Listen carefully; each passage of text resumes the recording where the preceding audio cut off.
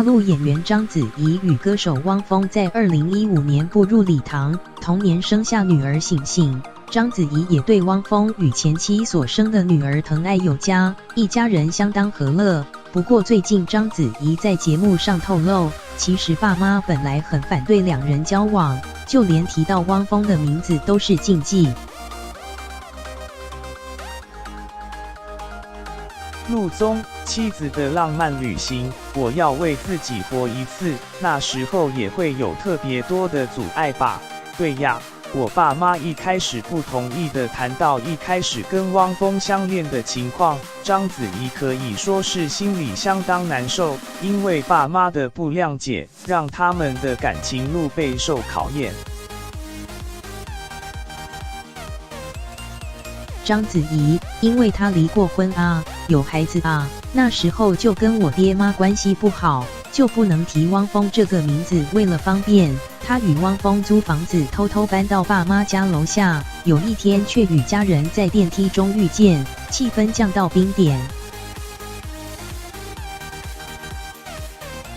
章子怡，然后门一开，我妈、我爸、我们家丽姐，然后还有我们家一个亲戚，我就好尴尬，我就说我们两个想去看看你们。虽然成功化解尴尬，但关系还是没改善。后来汪峰渐渐融化岳父母的心，慢慢融入他们家。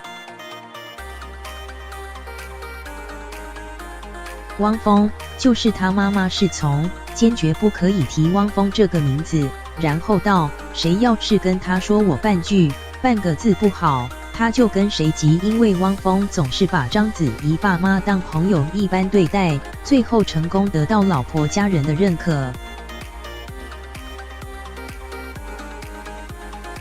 汪峰过去曾有过2段婚姻，与2位前妻分别生下一个女儿，和章子怡在2015年步入礼堂，同年生下女儿醒醒，现在一家和乐融融。原来背后曾有一段尴尬难熬的过去，如今章子怡大方分享，也代表真正成为一家人。